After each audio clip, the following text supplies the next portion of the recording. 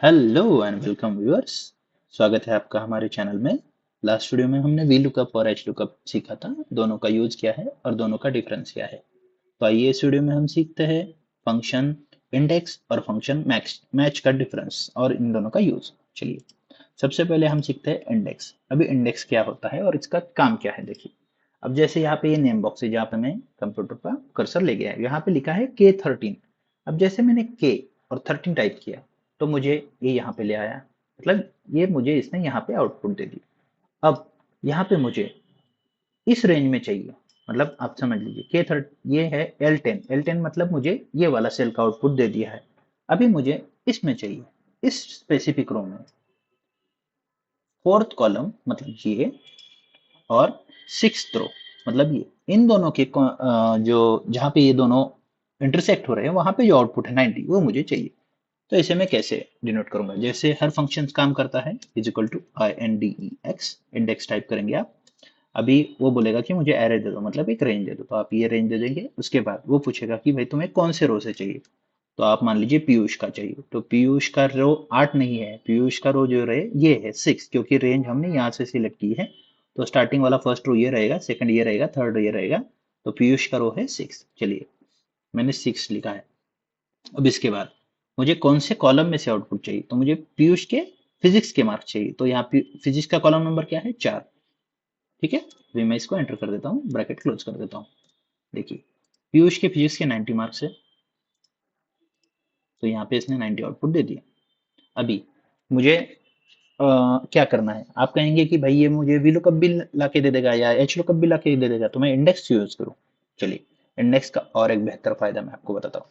अभी आपका कहना है कि मुझे पायल के सारे सब्जेक्ट्स के मार्क्स चाहिए, समझ रहे हैं आप। पायल के सारे सब्जेक्ट्स के मार्क्स चाहिए, तो मतलब मुझे सिर्फ रो का डेटा चाहिए, कॉलम से कोई लेना देना नहीं, सारे कॉलम के चाहिए ना।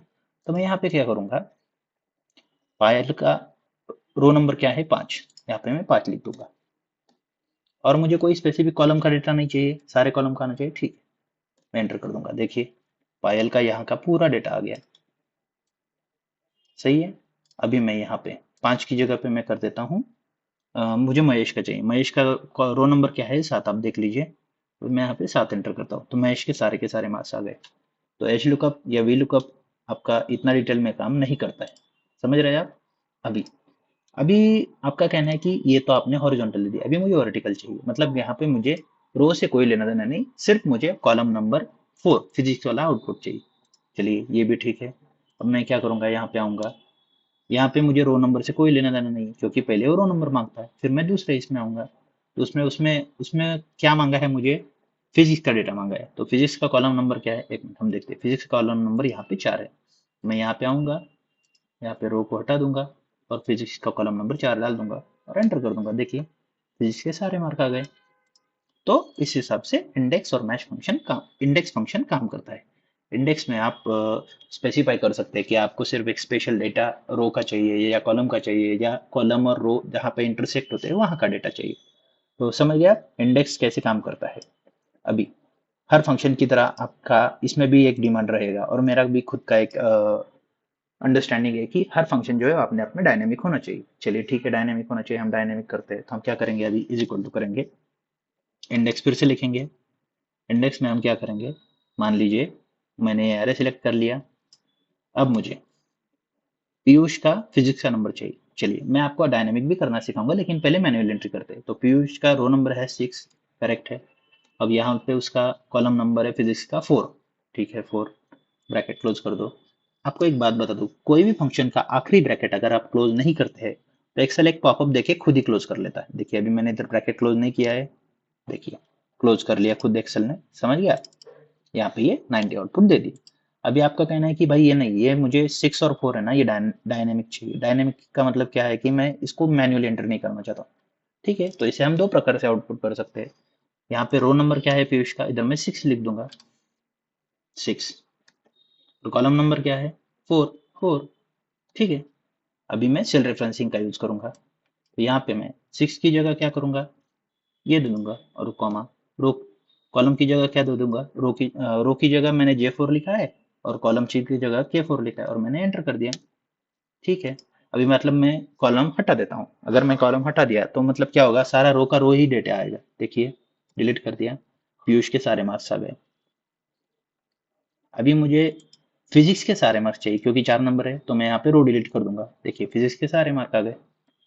चलिए, आपका ये कहना है कि ये 6 और 4 भी मैंने मैन्युअली टाइप किया है? नहीं, मुझे यहाँ पे पीयूष लिखना है और यहाँ पे फिजिक्स लाइन लिखना है। तो मैं यहाँ पे जैसे ही पीयूष लिखूंगा तो उसने वो मुझे कंसिडर करके देना चाहिए। चलिए ठीक है, ये भी सही है। यहाँ पे मैं लिखता हूँ पीयूष। तो यहाँ पे हम नाम लिखने से अच्छा है सीधा सीधा हम लिखेंगे यहाँ पे अपना ये दे देते, डेटा वैलिडेशन दे देते। तो यहाँ पे मैं आऊँगा, यहाँ पे डेटा में आऊँगा, डेटा वैलिडेशन में आऊँगा, एनी वैल्यू की जगह लिस्ट कर दूंगा।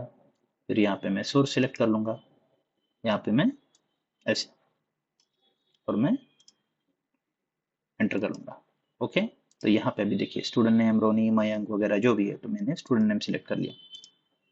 अभी यहाँ पे मुझे, अब इसने एरर क्यों दिया बताइए? क्योंकि ये स्टूडेंट नेम है, ये कोई नंबर नहीं है। यहाँ पे जो J4 लिखा है ये कोई नंबर नहीं है, ये एक वैल्यू है, मतलब ये एक टेक्स्ट है। अब यहाँ पे कॉलम में भी मैं क्या करूंगा, यहाँ पे फिर से एक डेटा वैलिडेशन का दे दूंगा। कॉलम में मुझे क्या चाहिए, यहाँ पे फिर से मैं लिस्ट लूंगा। अब यहाँ पे लिस्ट का सोर्स क्या चाहिए मुझे, ये। ओके, ओके कर दिया। अब यहाँ पे भी देखिए student name maths English physics. अब यहाँ पे आपका क्या कहना है कि पीयूष के मुझे फिजिक्स के मार्क्स चाहिए। हमने डेटा वैलिडेशन तो दे दिया, लेकिन ये नंबर में कन्वर्ट नहीं हो रहा है ना, तो इसे नंबर में कैसे कन्वर्ट करेंगे? चलिए आइए देखते हैं। यहाँ पे हम एक फंक्शन यूज करते हैं मैच।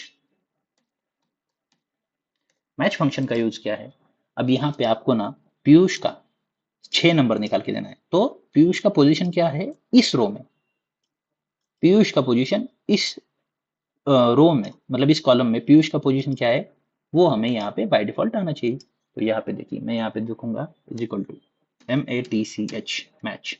फिर वो पूछेगा लुकअप वैल्यू, लुकअप वैल्यू क्या, पीयूष। पीयूष को मैं कॉमा कर दूंगा। फिर वो बोलेगा लुकअप एरे, लुकअप एरे ये दे दूंगा। फिर वो एग्जैक्ट मैच आपका आना चाहिए, इसलिए मैं 0 दे दूंगा और फिर क्लोज कर दूंगा। B3 तो G14, ठीक है। नहीं सॉरी, रेंज जो है, रेंज आपको वर्टिकल या हॉरिजॉन्टली देनी पड़ेगी, आपको वो टेबल नहीं देना है। तो आपकी पीयूष की वैल्यू यहाँ से निकालनी है आपको, ठीक है। मैंने पूरा टेबल दिया था, आपको सिर्फ कॉलम ही देना है। देखिए पीयूष 6 नंबर है, अभी मैं पीयूष की जगह रोनी करूंगा तो 2 नंबर आ गया, करेक्ट है। अभी सेम मुझे फिजिक्स का करना है, तो यहाँ पे मैं क्या करूंगा, is equal to MATCH match, फिर ओपन ब्रैकेट दूंगा। फिर मैं लुकअप वैल्यू फिजिक्स को सिलेक्ट करूंगा या फिर इसको सिलेक्ट करूंगा फिजिक्स। उसके बाद क्या करूंगा, रेंज, ये रेंज दे दूंगा एग्जैक्ट मैच के लिए, कॉमा 0 ब्रैकेट क्लोज एंटर।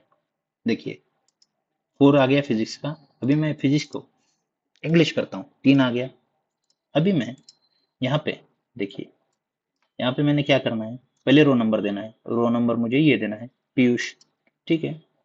और फिर मैं मुझे कॉलम नंबर देना है, कॉलम मुझे ये देना है, मैं क्लोज कर दूंगा। अभी देखिए रोनी की इंग्लिश में 76 आए, चेक कीजिए रोनी की इंग्लिश में 76 आए।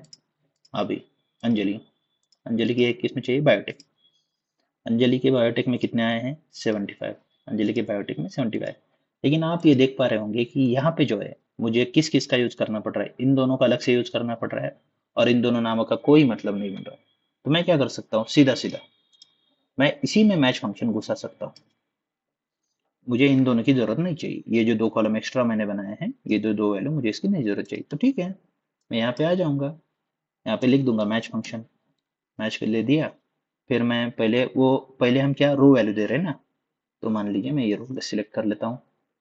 कौन से रेंज में ढूंढना है इसमें, ठीक है, कॉमा 0 एग्जैक्ट ब्रैकेट के लिए। ये पहला वाला मैच फंक्शन खत्म हो गया। फिर दूसरा वाला, दूसरा वाला क्यों, क्योंकि इससे हमने रो निकाला है, अब इससे हम कॉलम निकालेंगे। कॉलम क्या है, बायोटेक सिलेक्ट करेंगे, रेंज दे दो ये एग्जैक्ट मैच के लिए 0 bracket close, sorry bracket close, enter कर दो। देखिए मैंने आपको कहा था कि जितने ब्रैकेट ओपन है उतने क्लोज है। अभी यहाँ पे मैंने इसको इसके साथ क्लोज कर दिया, इसको इसके साथ क्लोज कर दिया, लेकिन ये वाला जो ओपन है B3 के पहले, इसको क्लोज नहीं किया था, वो एरर दे रहा है। अब वो खुद ही करेक्शन कर लेगा, वो बोलेगा do you want to accept this correction, yes कर लो। अभी देखिए, अभी इन दोनों को मैं हटा दूंगा, इसको भी मैं हटा दूंगा। चलिए अभी कोई भी एक रैंडमली सूरज, सूरज फिजिक्स, सूरज फिजिक्स कितने आए हैं, सूरज और फिजिक्स देखिए आए 92, करेक्ट है। अभी पायल बायोटेक, पायल बायोटेक 82 आए, 82 करेक्ट है। तो इस प्रकार से आज हमने मैच और इंडेक्स का फंक्शन कैसे काम करता है वो सीखा, इंडेक्स और मैच दोनों मिला के कैसे काम करता है वो भी सीखा।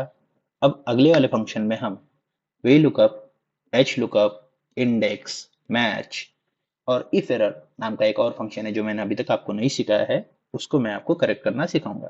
चलिए, आशा है आज का वीडियो आपको अच्छी तरह से समझ में आ गया होगा।